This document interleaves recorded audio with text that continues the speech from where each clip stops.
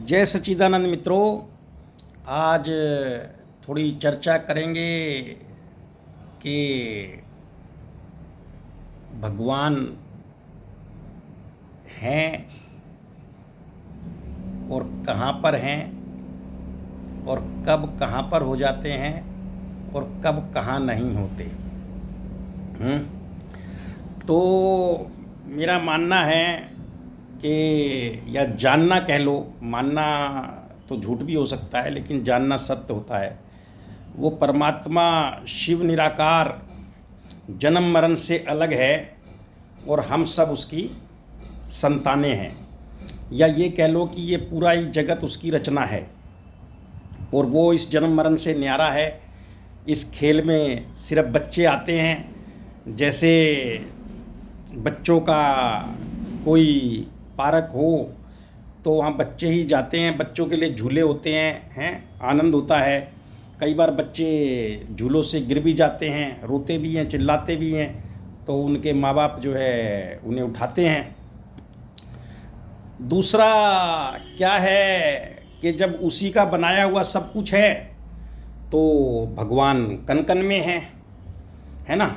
दो चीज़ों पे आप डिसाइड कर सकते हैं कि भगवान कन कन में है या जो है भगवान जन्म मरण से न्यारा है।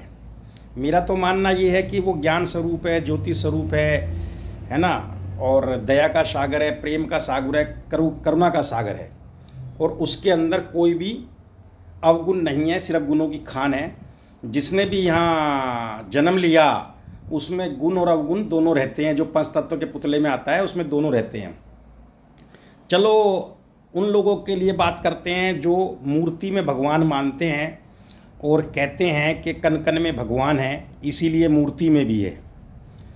तो मेरा ये मानना है कि मान लो कोई काम वाली बाई आपके यहाँ आती है काम करने, तो उसमें भगवान होना चाहिए। जब मूर्ति में है तो उससे पहले उसमें होगा, चैतन्य है ना वो। मूर्ति तो फिर भी जड़ है, तो चैतन्य में होगा। आपके यहाँ कोई भाई है, आपके यहाँ बंधु है, रिश्तेदार है, कोई नौकर है, तो भगवान को आप कभी घटिया चीज़ अर्पण करेंगे क्या? भगवान को तो बढ़िया से बढ़िया करेंगे।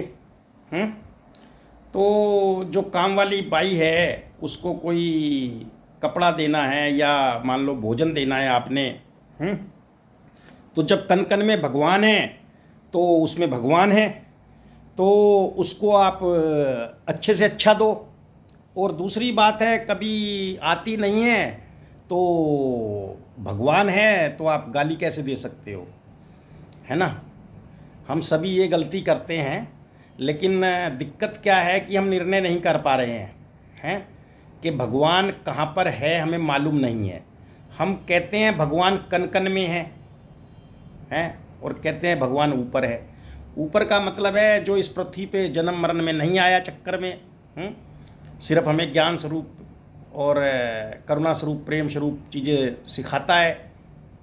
और कन कन में अगर है तो वो भोजन में भी है और पशु पक्षी में भी है, जीव में भी है ना, मुर्गे में भी है, बकरे में भी है। तो अगर वो फिर हम उसको कैसे खा सकते हैं, और कैसे हम किसी काम वाली बाई के ना आने पे गुस्सा कर सकते हैं? क्योंकि भगवान तो आप सालों से ढूंढ रहे हैं, नहीं आ रहा, तो आपको तो गुस्सा आती नहीं।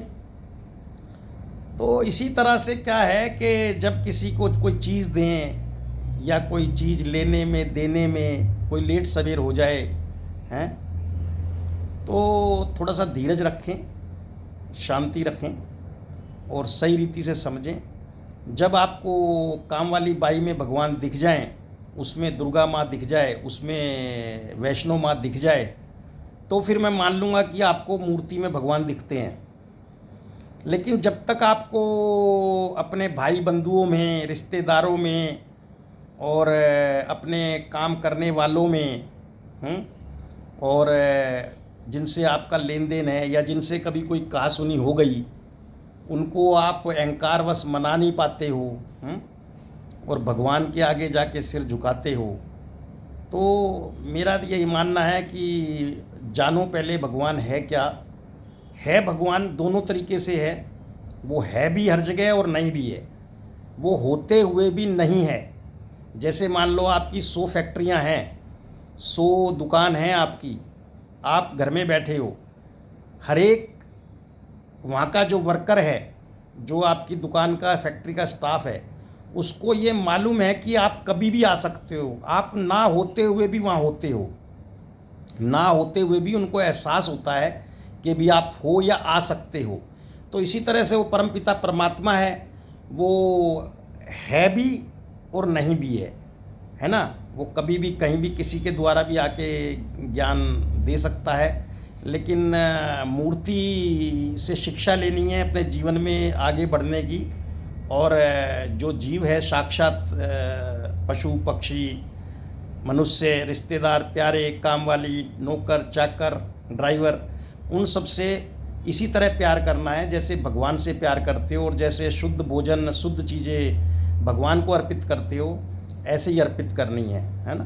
तो जानो समझो और सही रीति से जीवन जियो, जीवन बहुत सुंदर है।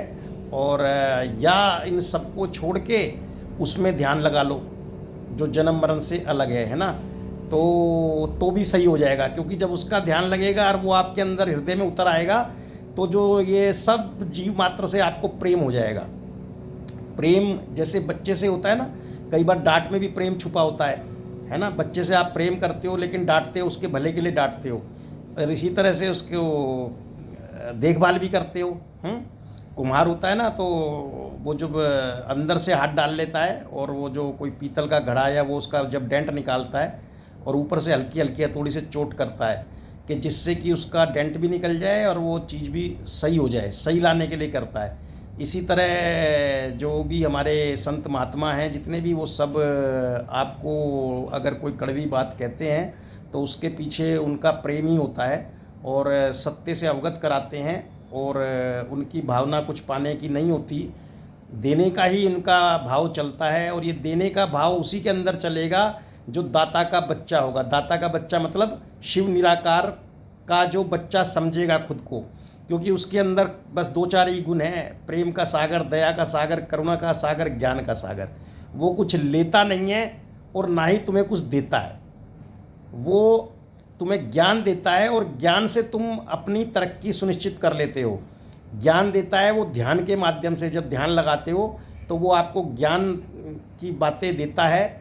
जब भी आपकी फ्रिक्वेंसी उससे जुड़ जाएगी, क्योंकि रेडियो या टीवी तो सबके घरों में रखे हैं, मर्जी आपकी है कि आप कौन सा चैनल देख रहे हैं। आप फैशन शो देख रहे हैं, भजन का चैनल देख रहे हैं, है ना, न्यूज़ सुन रहे हैं, या फिल्म देख रहे हैं, या कार्टून देख रहे हैं, तो जिसकी जैसी फ्रिक्वेंसी उसको वैसा ही दिखता है। तो आनंद लीजिए, जीवन में तरक्की कीजिए और लोगों को भी आगे बढ़ाइए।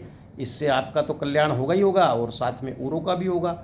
और जो आपके हाथों औरों का कल्याण होगा ना, उसका कुछ हिस्सा आपको भी फलस्वरूप मिलता रहेगा। जय सच्चिदानंद।